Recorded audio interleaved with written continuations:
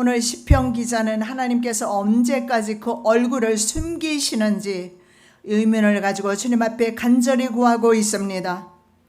오늘 저희들에게 말씀하여 주시옵시고 계시하여 주셔서 하나님의 살아계심을 말씀 가운데서 깨닫게 도와주시옵시며 하나님을 만나는 시간 되게 도와주시옵시며 이 시간에 우리의 마음의 문을 열어주셔서 하나님의 귀하신 말씀, 복되신 말씀, 우리의 영의 말씀, 생명을 살리는 말씀, 이 말씀 붙들고 삶 속에서 승리하는 삶을 살게 도와주시옵소서. 오늘도 말씀을 증거할 때 성령 하나님 기름 부어 주실 줄 믿습니다. 사람의 말이 되지 않게 도와주시옵시고 성령의 음성으로 듣게 하여 주시옵시며 우리의 혼과 영과 관절과 골수를 찔러 쪼개는 말씀 되게 하여 주시옵소서. 거룩하신 예수 그리스도 이름으로 기도드립니다. 아멘. 제목의 말씀은 하나님은 때때로 숨기도 하신다. 사실은 숨어 계시는 하나님은 아니지만 내가 어둠 가운데 걸어갈 때는 하나님은 보이지 않습니다. 그래서 하나님은 숨어 있는 것처럼 인생은 그렇게 느끼는 것입니다.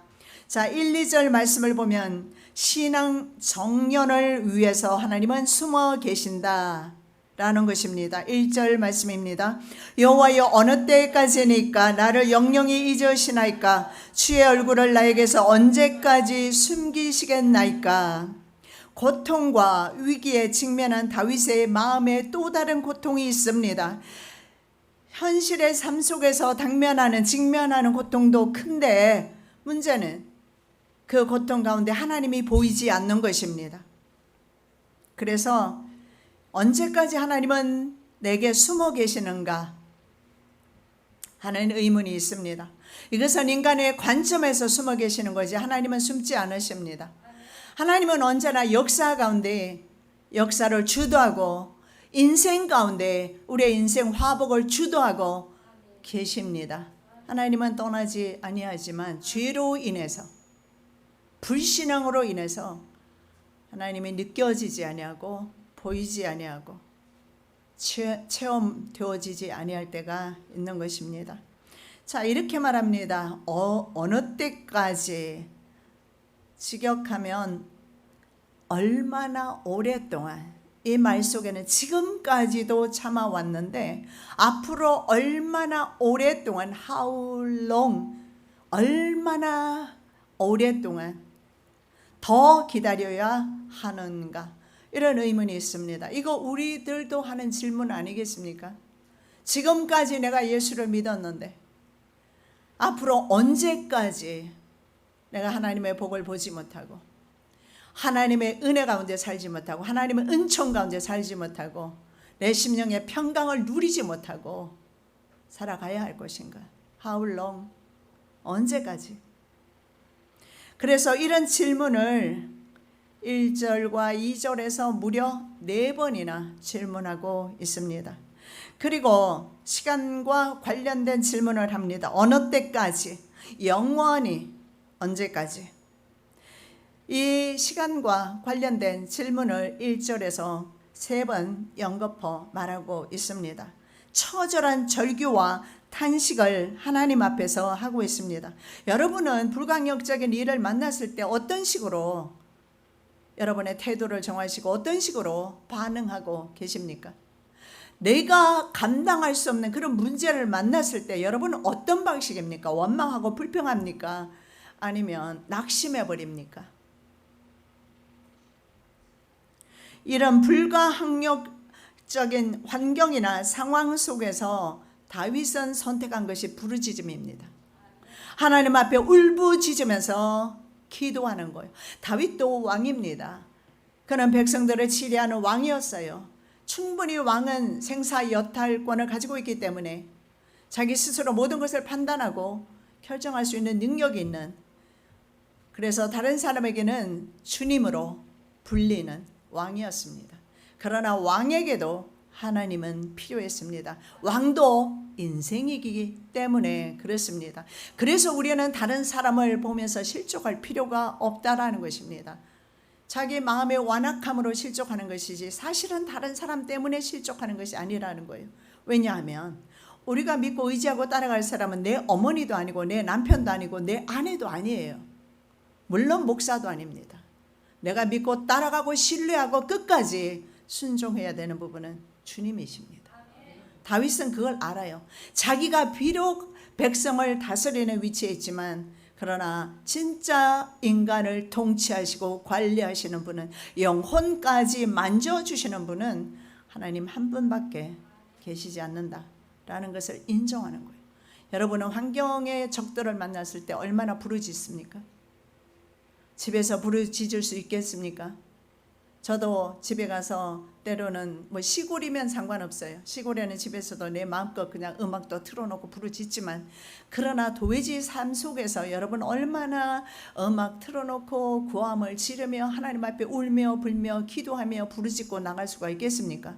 그래서 성전이 필요하고, 성전은 축복입니다.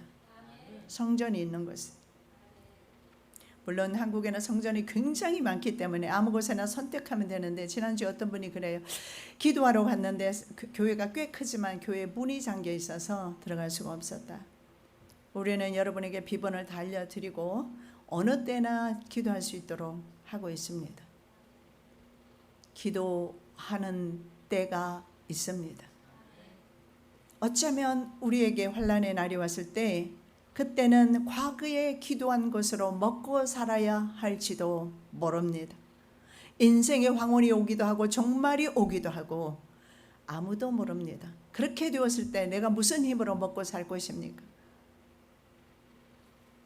과거에 하나님 앞에 부르짖었던 그 기도의 힘을 가지고, 해놓았던 그 기도에 저축해 놓은 그 기도를 가지고 미래에 환난이 닥쳤을 때 여러분은 기도할 것입니다. 제가 미국을 가야 되는 상황 가운데 정말 눈앞이 캄캄합니다. 가야 할지 있어야 할지. 남편은 계속해서 미국을 보내려 하고 가려 하니 무섭고 두렵고, 이 깜깜한 길을 정하지 못하는 상황 가운데서 저는 최종적으로 미국을 다녀왔지만 결정할 수가 없었어요. 그래서 최종적으로 저는 기도원을 올라갑니다. 하나님, 나 어떻게 해야 합니까?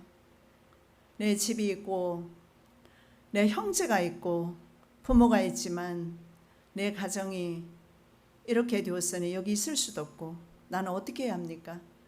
하나님의 말씀이 들렸어요. 창세기 12장 말씀, 너는 너의 본토 친척 아비 집을 떠나라. 내가 너를 축복하는 사람들에게 축복할 것이고 너를 저주하는 사람 내가 저주할 것이다.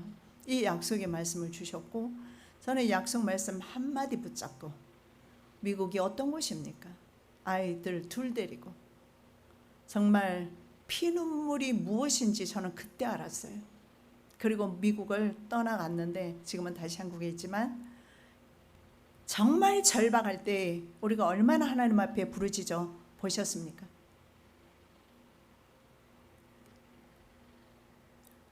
자, 10년 동안 사울에게 쫓기는 상황입니다. 도피 생활이 언제 끝날지 모릅니다. 참을 수 없는 것에 이런 고통 속에 있음에도 불구하고 자기가 느끼기에는 하나님은 숨어 계신다라는 것입니다. 자기 생각이라고 분명히 말씀드립니다. 하나님은 숨지 않으십니다. 언제나 내가 부르짖을 때 주님은 응답하시는 분이지 숨지 않으셔요. 그러나 문제는 내가 죄악 가운데서 먹고 마실 때는 하나님은 숨어 계시는 하나님으로 느낄 수밖에 없는 것입니다. 성도의 신앙 정년을 위해서 하나님은 종종 우리의 고통에 침묵하시기는 하십니다. 신앙 연단을 위해서 말입니다. 신앙의 연단을 위해서 내가 고통 가운데 있을 때 하나님은 침묵하기도 하십니다. 그러면 하나님이 침묵하는 이 기간은요, 내가 낙심해야 될까요? 내가 실망해야 될까요? 내가 입으로 분노를 표출하며 죄를 지어야 할까요? 그때는 우리는 입을 다물고 묵묵히 하나님의 그 연단의 기간을 지나가는 것입니다. 왜냐하면 그때 바로 하나님께서 내 믿음을 시험하는 기간이기 때문에 그렇습니다. 요셉이 보디발의 집에 팔려갔습니다. 요셉이 쇠고랑에 차여서 감옥에 있었습니다. 요셉의 선택은 두 가지를 할 수가 있었어요. 계속해서 형을 저주하고 부모를 원망하고 감옥에서 보낼 수가 있었습니다. 그러나 입으로 범죄하지 않았어요. 성경 시편 말씀에 보면 말씀이 그를 지도하였다라고 말씀하고 있어요. 그러면 자신은 범죄하지 아니하고 하나님의 말씀 붙들고 하나님께서 자신을 회복하실 그때를 바라보며 기다렸을 겁니다. 그래서 위대한 요셉이 나와요. 많은 사람들 보면 미국에서 조셉이라는 이름을 많이 짓습니다. 내 조카 이름도 조셉이에요. 이름을 짓는다고 해서 조셉이 되는 것이 아니라 그러한 연단의 기간에 믿음으로 순종하고 어떻게 사느냐에 따라서 요셉이 될 수 있다라는 겁니다. 믿음 이름 짓는다라고 그렇게 될 거면 이름 오늘부터 저와 여러분 다 바꾸셔야 돼요. 그리고 성경에 나와 있는 위대한 위인들의 이름을 따야 할 겁니다. 여러분, 하나님이 침묵하고 계십니까? 내 믿음을 달아보고 계십니다. 인생의 밤이 올 때 그렇게 느껴질 뿐입니다. 깊은 밤중에 길을 걸으면 어떻습니까? 한치 앞을 내다볼 수가 없습니다. 하나님은 더더욱 보이지 않습니다.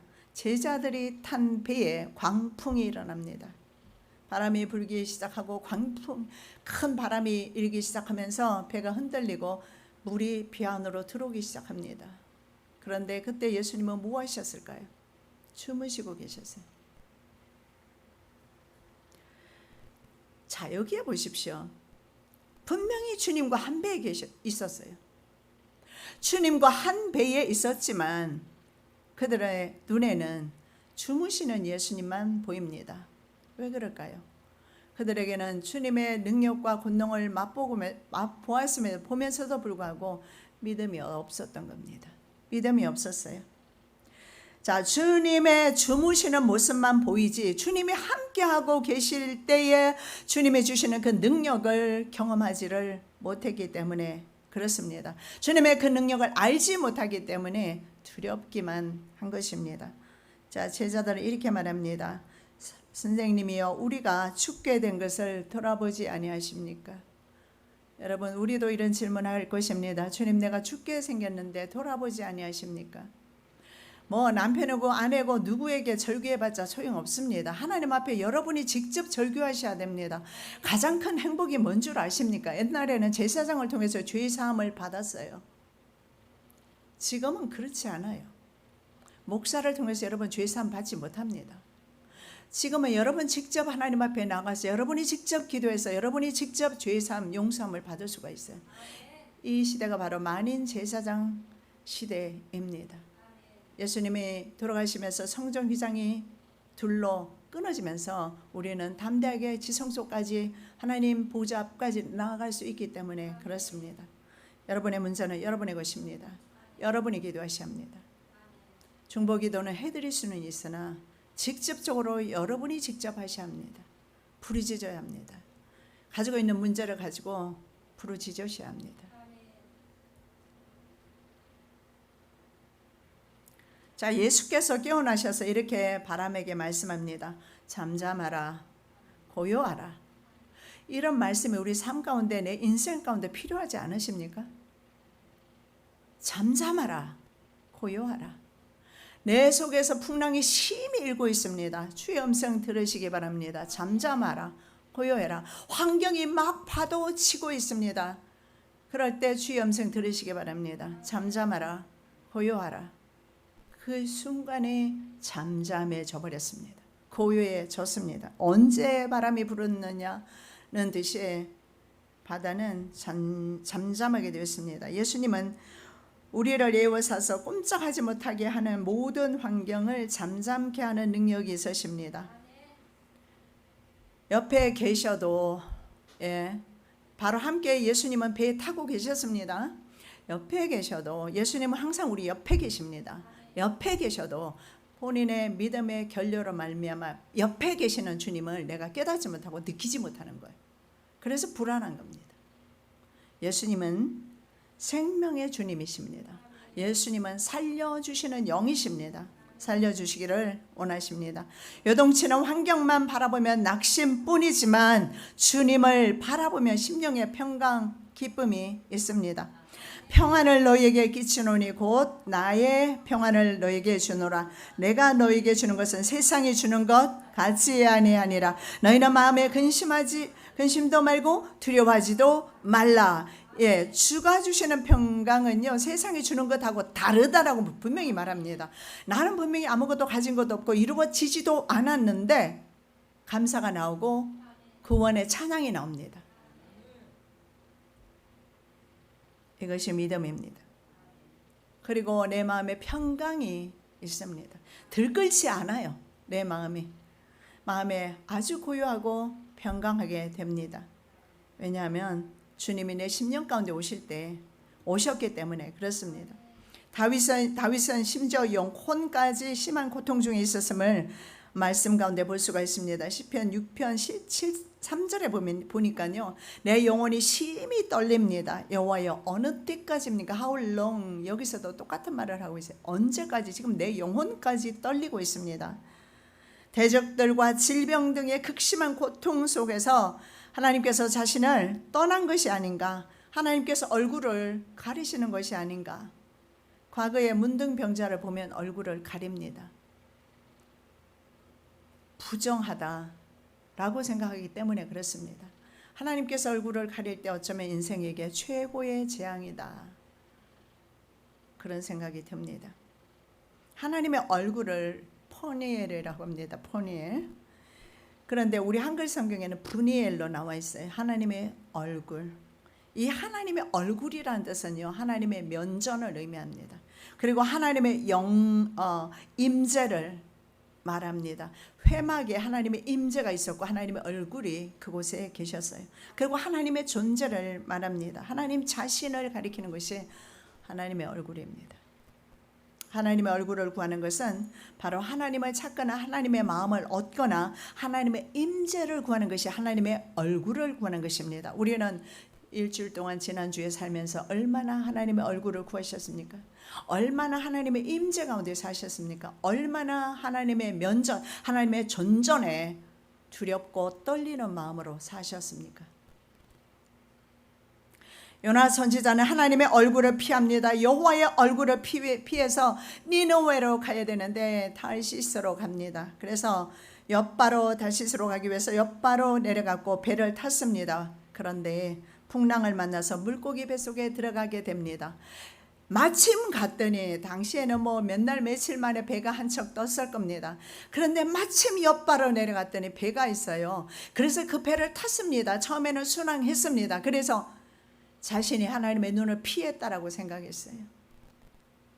그런데 인생 풍랑을 인생 가운데서 만나듯이 요나는 사명을 회피하다가 진짜 풍랑을 만났는데 제비를 뽑았더니 요나 때문에 풍랑이 일어났다. 그래서 제비를 뽑고 요나가 걸리고 요나는 바다에 빠지게 되고, 그리고 물고기 뱃속에 들어갔을 때 그는 비로소 회개하면서 내가 다시 주님의 성전을 사모합니다. 사모하나이다. 하나님의 성전이 하나님 앞에 있는 것이 얼마나 중요한지 비로소 하나님 앞에 내가 하나님의 전을 사모합니다. 하나님의 전은 그렇게 귀중한 것입니다. 소중한 것입니다. 여호와의 얼굴을 피한 결과가 바로 광풍이었어요. 그리고 우리는 물고기라고 생각하는데, 물고기가 재앙이라고 생각하는데 아닙니다. 물고기는 그 와중에도 하나님께서 구원하시는 구원의 방편이셨어요. 구원해 주시기 위해서 물고기를 준비하신 거예요. 그리고 물고기 뱃속에서 3일 밤낮을 있으면서 주님께서는 회개케 하시고, 그리고 물고기보다 요나가 못했어요. 왜냐하면 물고기는 니느웨로 가서 배탄했어요. 물고기는 하나님께 순종했어요. 그런데 인간은 하나님께 순종하지 않아요. 왜 그럴까요? 자기 의지가 있어요. 자기 고집과 생각이 너무 강해요. 그래서 하나님보다 자기가 언제나 이겨요. 요나가 그랬습니다. 그것이 나의 모습이고 여러분의 모습이에요. 우리가 신앙생활을 하는 이유는, 말씀을 보는 이유는 날마다 이런 나의 고집들을 쳐서 복종시키기 위해서 하나님의 말씀을 보고 읽고 하는 겁니다. 자, 하나님의 얼굴을 구하는 것은 진심으로 사모하며 갈구한다는 의미입니다. 하나님이여, 사슴이 시냇물을 찾기에 갈급함 같이 내 영혼이 주를 찾기에 갈급하나이다. 우리 집 앞에, 미국의 집 앞에 7수 물이 흐르고 있었습니다. 그러면 저녁이 되면 사슴이 떼를 지어서 새끼들을 거느리고 오는데 새끼들은 그저 고기를 쳐박고 물을 마시는데 엄마는 혹시나 또 누가 방해꾼이 있을까 물을 마시면서도 연신 쳐다보면서도 물을 마시고 있어요. 왜냐하면 물을 마셔야 하니까. 우리는 물 없이 살아갈 수가 없습니다. 하나님의 얼굴을 구하셔야 합니다. 하나님의 은혜 없이는 못 삽니다. 아무리 정말 내게 재주가 많고 내가 뭐 부귀영화 다 가지고 성공한다 할지라도 하나님의 은혜 없이는 그 사람은 이미 죽은 사람이에요. 다윗의 삶 속에는 오직 하나님의 얼굴을 구하는 것만이 전부였습니다. 곳곳에 그런 말씀을 하고 있어요. 주의 얼굴을 내게서 숨기지 마소서. 이것이 다윗의 소원이었어요. 다윗에게 있어서 하나님의 얼굴을 구한다는 표현은 하나님을 사모하고 앙방한다는 표현도 있지만은 하나님의 명령대로 순종하며 살기를 원하는 것입니다. 왜냐하면 밧세바와 동침했을 때 하나님께서 만나주시지 않으셨어요. 얼마나 그 마음속이 어두웠겠습니까? 얼마나 힘들었겠습니까? 자기 뼈가 녹아내린다라고 표현을 합니다. 그래서 회개를 할 때 침상이 요가 눈물에 젖도록 회개합니다. 우리는 얼마나 많은 회개를 주님 앞에 하고 계십니까? 다윗은 때마다 시마다 일이 생길 때마다 자신을 돌아보는 삶을 살았습니다. 우리 그리스도는 항상 그렇습니다. 무슨 일이 있을 때마다 내 자신을 돌아보는 거예요. 다윗은 자기 자신을 돌아보면서 하나님 앞에 회개하는데, 그래서 제가 늘 자주 말씀드렸는데 다윗은 왕으로서 유명한 것보다 회개한 죄인으로서 유명하다. 철저하게 자기를 회개시켜요. 자기 자신을 바라보면서. 그래서 시편 51편에 읽어보면 죄와 죄악과 죄가를 말하는데 자기는 원래 죄인이고, 그리고 죄가 자기의 성격이 되었고, 그리고 하나님을 언제나 반역하고, 그래서 자기는 죄의 문둥병이 걸렸다. 이 정도로 표현합니다. 철저하게 회개한 사람이 다윗입니다. 그래서 다윗이 가장 사모한 것은 하나님의 면전에, 하나님의 존전에 살기를 원하는 것입니다. 자, 하나님의 인간을 향한 방향 여부에 따라서 얼굴을 돌리셨거나 아니면 바라보고 계시나, 하나님의 인간을 향한 방향 여부에 따라서, 혹은 인간이 하나님을 바라보느냐 바라보지 않느냐 여부에 따라서 생과 사, 불행과 행복이 나누어집니다. 왜 그러냐면 육신의 문제를 넘어서 영혼의 문제이기 때문에 그렇습니다. 그래서 하나님의 얼굴을 구하는 것은 하나님과의 관계의 회복을 의미하고 있습니다. 다윗은 하나님 아버지의 얼굴을 구했습니다. 신약시대 우리 신자들은 예수 그리스도가 계시지 않습니까? 나를 위하여 중보하시고 나를 위해서 기도하시며, 심지어 그 전에 나의 모든 죄를 짊어지시고 십자가에 달려 돌아가신 예수님이 계십니다. 그래서 우리는 주님의 얼굴을 구하는 것입니다. 자, 하나님께서 그러면 언제 얼굴을 가리시는가? 하나님의 얼굴은 계시의 방편이었습니다. 범죄했을 때 계시가 끊어집니다. 아이 사무엘이 엘리 앞에서 여호와를 섬길 때에는 여호와의 말씀이 희귀하여 이상이 흔히 보이지 않았더라. 여기에 엘리 제사장 때 하나님의 말씀은 드물었다. 그리고 비전은 없었다. 직역하면 그런 의미예요. 비전도 없고 말씀 자체가 없었어요. 그때 누가 있었습니까? 사무엘이 엘리 앞에서, 사무엘은 하나님 앞에 있었지만은 엘리는 제사장이었지만 하나님 앞에 있지 않았어요. 왜냐하면 엘리의 두 아들 제사장은 하나님의 제사를 경멸합니다. 하나님 앞에 드리는 제물을 먼저 자기가 먹었어요. 하나님 앞에 드려야 되는 부분은 하나님의 것입니다. 가이사의 것은 가이사의 것이요 하나님의 것은 하나님의 것입니다. 하나님의 것을 도적질했습니다. 그런데 문제는 아비가 금하지 않았어요. 아비도 알고 있는 죄였습니다. 내가 그 집을 영영토록 심판하겠다고 그에게 이런 것은 그의 아는 죄악을 인함이니, 이는 그가 자기 아들들이 저주를 자청하되 금하지 아니하였음이니라. 예, 우리가 죄를 짓고 있으면 비전이 보이지 않아요. 하나님의 얼굴 보이지 않습니다. 자, 아론과 제사장들에게 하나님께서 말씀하신 것이 있습니다. 아론 제사장에게 말씀하신 것이 모든 제사장은 이스라엘 백성을 향해서 축복을 구해라 이렇게 말씀합니다. 하나님의 얼굴을 구하라고 말씀하고 있습니다. 자, 민수기 6장 24절 25절의 내용이 이렇게 나와 있습니다. 여호와께서 너희를 복 주시고 너희를 지키시기를 이렇게 축복해야 돼요. 그리고 여호와께서는 그분의 얼굴을 너에게 비추시고 너에게 은혜로우시기를 축복해야 합니다. 그리고 여호와께서는 그분의 얼굴을 너희에게로 향하셔서 너에게 평강 주시기를. 샬롬입니다. 평강이 없으면 주님이 내 심령에 함께하지를 못하시기 때문입니다. 왜냐하면 예수님 자체가 평강의 왕이시고 누가복음 2장 41절에 예수님은 이 땅에 평강주로 오셨다라고 말씀하기 때문에 그렇습니다. 자, 다윗은 기도해도 하나님의 음성을 듣지 못했습니다. 하나님께서 얼굴을 가리신 것이 너무 고통스럽습니다. 언제까지 이렇게 살아야 할 것인가 의문을 가지고 있죠. 2절 말씀입니다. 내가 나의 영혼에 경영하고 정일토록 마음에 근심하기를 어느 때까지 하오며 내 원수가 나를 쳐서 자긍하기를 어느 때까지 하리까. 자, 여기에 언제까지 이거를 생각해야 되는지 말씀하고 있어요. 자, 이것도 역시 직역하면 이런 의미입니다. 내가 나의 영혼 속에 생각을 두었다. 생각 에초트라는 단어인데요. 모든 고통에 대한 잡다한 생각들, 회의를 뜻합니다. 이 작은 머리에 얼마나 많은 잡다한 생각이 들어있는지.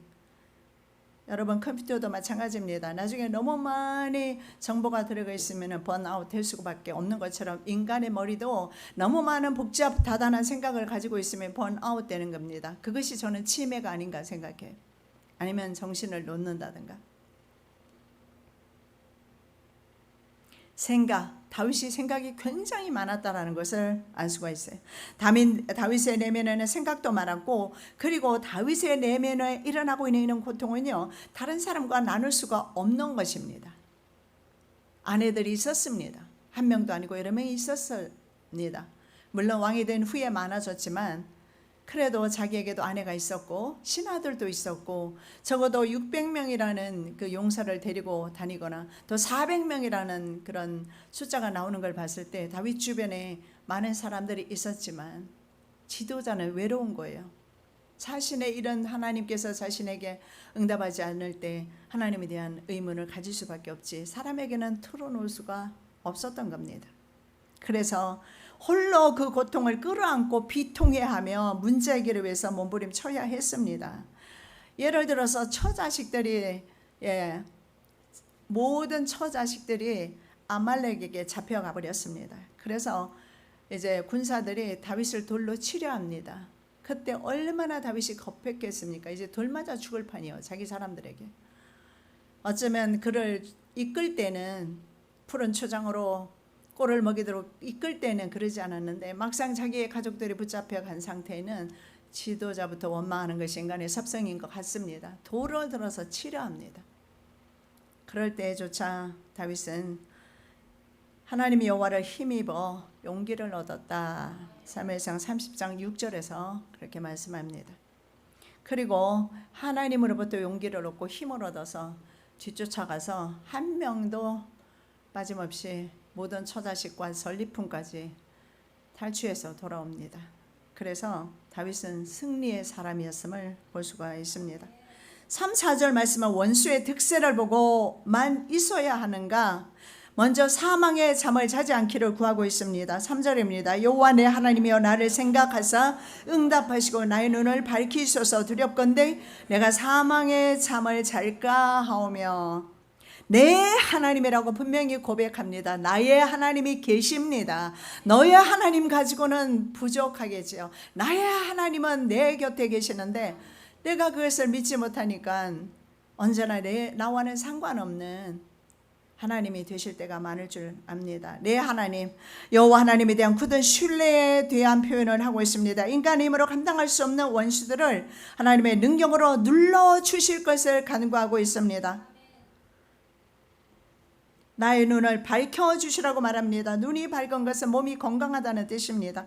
그렇다면 지금 다윗은 건강도 좋지 못하다는 의미가 될 것이며, 아니면 영적으로 어두워져 있으니 내 눈을 밝히 열어주시라고 기도할 수도 있습니다. 자, 모세의 죽을 때 나이가 120세인데 성경 말씀에 보면 눈이 흐리지 않고 기력이 취하지 않았다라고 말씀하고 있습니다.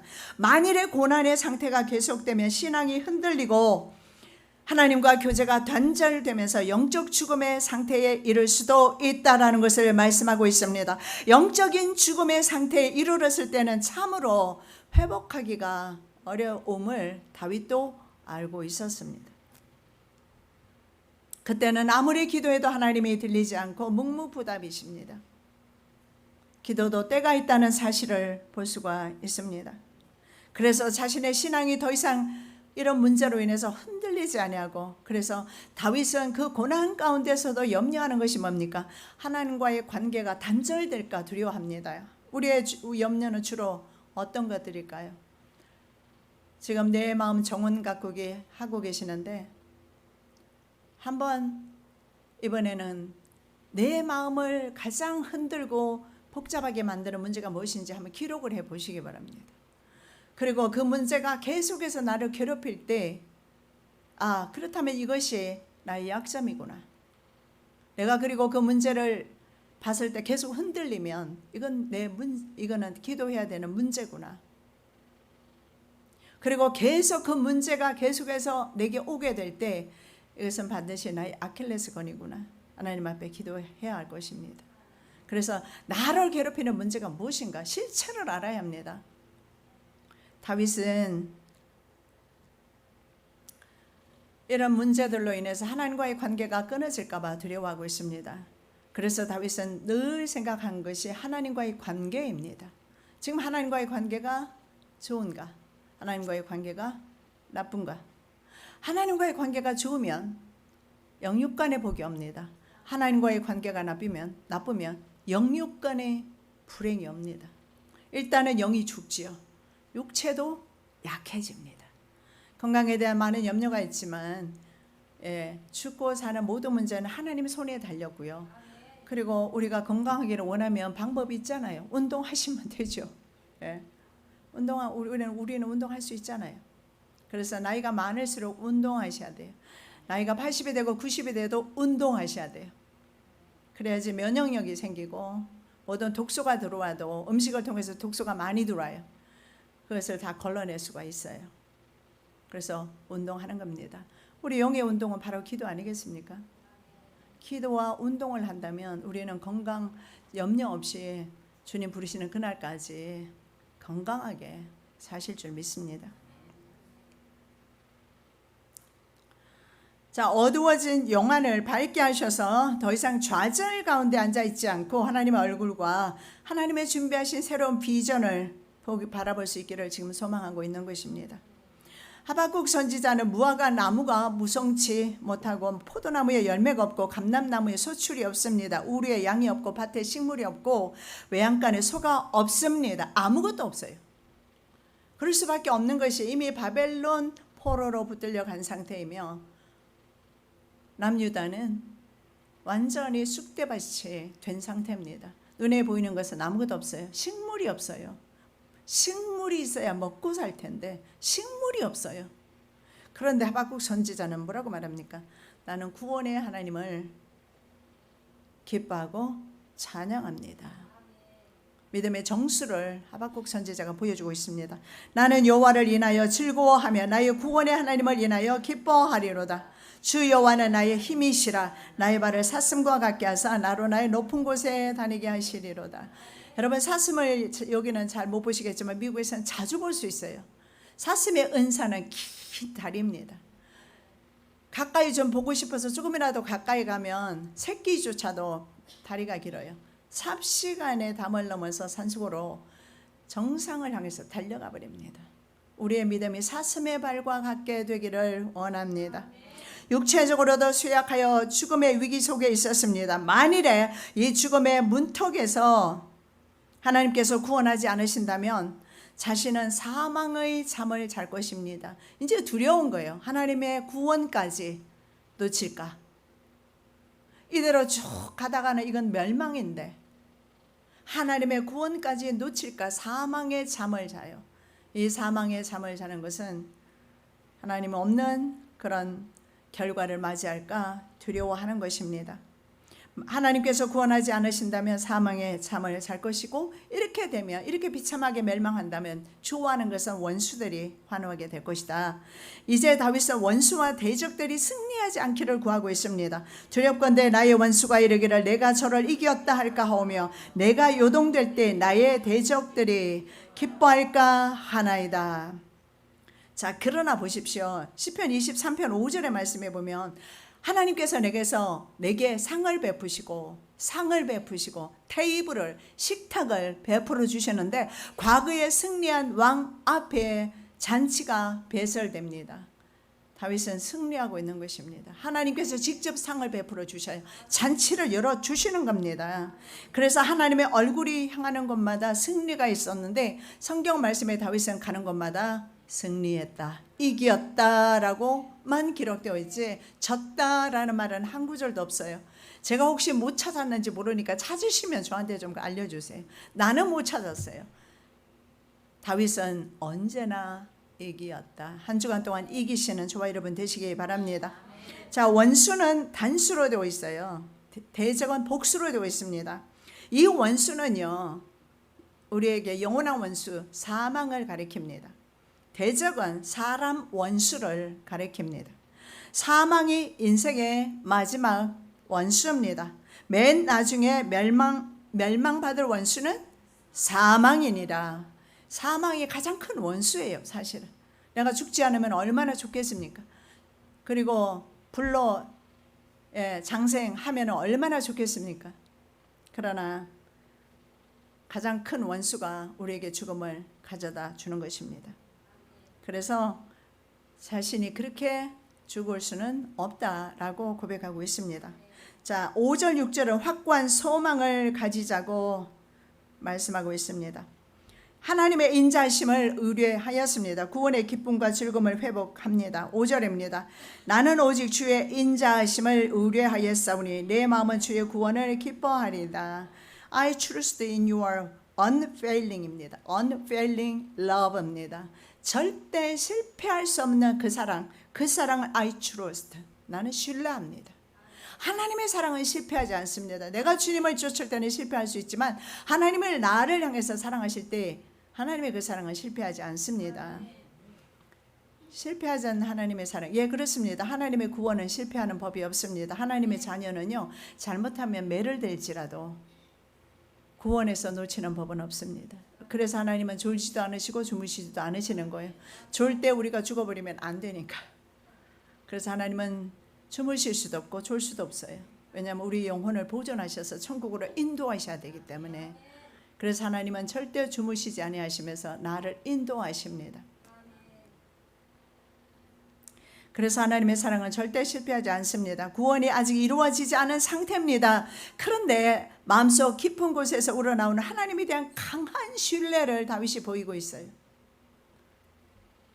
다윗에게는 처지와 형편 혹은 상황과는 상관없는 하나님의 언약적 사랑 헤세드가 있었어요. 헤세드. 이 헤세드는요, 자궁 속에 자녀를 보호하는 그 사랑을 말하는데, 어머니의 사랑을 말하는데, 하나님의 이 사랑은 인간의 신실함 아니에요. 인간은 신실하지 않습니다. 오늘의 친구가 내일은 대적이 되고 원수가 돼요. 그래서 인간은 믿을 수가 없어요. 그러나 하나님의 사랑은 우리가 믿으셔도 됩니다. 그것이 바로 하나님의 신실하심이고, 이 하나님의 신실하심에 근거된 구원이 헤세드입니다. 헤세드. 그래서 다윗은 하나님의 헤세드가 있었어요. 이새를 통해서 다윗을 주셨고, 그리고 보아스를 통해서 다윗을 예비하셨고, 그리고 다윗을 통해서 예수님이 오셨고, 이 하나님의 언약이 있었어요. 다윗을 통해서 예수까지 오시는 하나님의 계약이 있고 언약이 있어요. 그래서 다윗은 실패할 수가 없는 겁니다. 저와 여러분 마찬가지예요. 우리는 실패하지 않습니다. 하나님을 강하게 신뢰하셔야 합니다. 어떤 문제를 여러분이 당하든 간에 그 문제 가운데 잠식되지 마시고 먼저 믿음이 선취적인 믿음으로 믿음이 먼저 가셔야 합니다. 하나님을 그때 신뢰하는 법을 배우는 거예요. 평소에는 뭐 하나님 신뢰하지 않아도 그럭저럭 믿음 흉내 내면서 갈 수 있어요. 그러나 환난 당했을 때 그 사람의 믿음의 본질이 나와요. 하나님을 온전히 신뢰하는가, 요동치는가. 제자들처럼 풍랑이 일기 시작하니까 막 요동하지 않습니까? 우리 죽는다고. 유대인들도 죽는다 소리 아주 좋아하고 우리도 죽는다 소리 아주 좋아해요. 우리 민족도 비슷해요. 정서가. 그래서 어떤 사람에 의하면 유대인들하고 우리 같은 민족이다 이런 말도 있기는 한데 모르겠습니다만은 죽는단 말은 안 했으면 좋겠어요. 우리 실험을 한번 해보려고 하는데 양파 실험을 어떤 분이 했어요. 짜증나 한 것은 꽃이 피지를 않아요. 그런데 고맙습니다 라는 양파는 전에는 쌀을 우리가 했는데 하나는 시꺼멓게 변하고 하나는 완전히 쌀알 그대로 있었습니다. 그런데 양파도 마찬가지였어요. 짜증나 한 것은 열매가 없어요. 그런데 고맙습니다 한 것은요 잎이 피었어요. 똑같은 시간에 실험을 했는데 하나는 미동도 하지 않아요. 하나는 열매가 있어요. 심지어는 식물조차도 세상에 있는 이런 물건들조차도 축복해 주는 것과 축복하지 않는 것이 이렇게 달라요. 그래서 내 마음 정원 가꾸게 하는 거예요. 나는 내 입에 열매를 먹고 사니까요. 주님이 그렇게 하라고 저에게 말씀하셨어요. 마음의 정원부터 가꾸라. 그리고 그 첫 번째가 먼저 입술이다 이렇게 말씀하셨기 때문에 제가 그 말씀으로 계속했던 거예요. 그런데 우리가 내 마음을 가꾸지 않으면 내 마음에서는 이런저런 일들이 많이 일어나게 되어 있어요. 왜냐하면 세상에 우리에게 어려움을 주고 환난을 주고 고통을 주고 불평거리를 주잖아요. 세상 사람은 그냥 불평하고 삽니다. 우리 늙었을 때 그렇게 우리 늙을 것입니까? 아름답게 늙어야죠. 정말 품위 있게 모든 사람이 존경할 만하게 그 사람 가까이 가고 싶다. 그렇게 우리가 살아야 되지 않습니까? 왜냐하면 세상은 다 누구에게나 똑같아요. 공평합니다. 잘 사는 사람이 있으면 못 사는 사람이 있고 배운 사람이 있으면 못 배운 사람이 있고 똑같습니다. 결국은 하나님 앞에 봤을 때는 도토리 보셨어요? 도토리? 예? 사람이 밟고 다니는 도토리. 큰 놈 작은 놈 좀 있어봤자 도토리예요. 우리가 주님 앞에 그런 모습입니다. 그러니 좀 있다고 자랑할 것도 없고 교만할 것도 없고 없다고 주눅 들 것도 없고 그저 우리는 주님이 주시는 그 사랑, 우리는 언약 안에 있습니다. 헤세드, 하나님의 언약 안에 있습니다.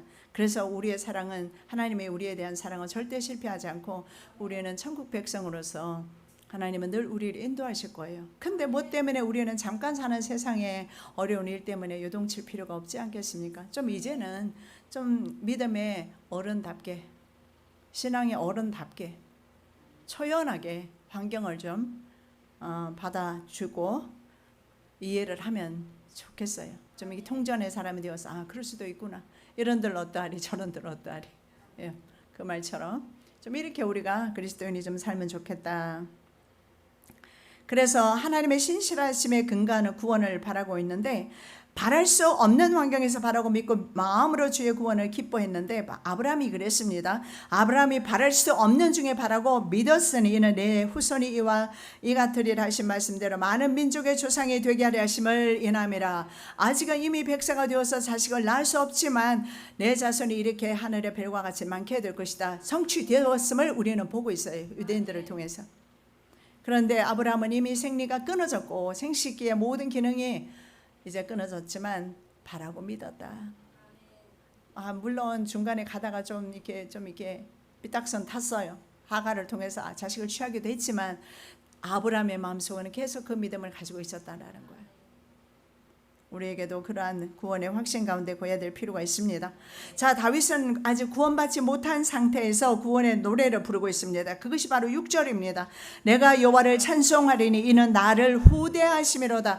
이 후대하신다는 것은 완료 시제를 사용함으로써 아직은 하나님께서 내게 후대하시지 않았어요. 그 문제가 그대로 있는데 끝났어 이미. 왜냐하면 나는 주님 앞에 믿음을 드렸으니까.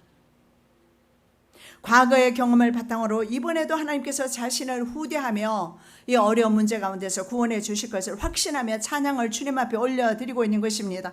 하나님의 구원의 확실성을 굳게 믿는 것이 바로 믿음의 전취적인 믿음입니다. 자, 믿음의 걸음이 언제나 앞서야 환경은 뒤따릅니다. 믿음의 걸음이 앞서야 환경이 뒤따릅니다. How long이라고 그렇게 절규하던 다윗이 이제 하나님 찬양으로 바뀌었습니다. 찬양은 누구나 부를 수 있어요. 그러나 모든 사람이 찬양하지는 않습니다. 입술에서 찬양이 나온다면 즐거이 부르시기 바랍니다. 극심한 역경과 고난의 상황 속에서도 여호와의 구원을 경험한 사람은 찬양할 수 있습니다.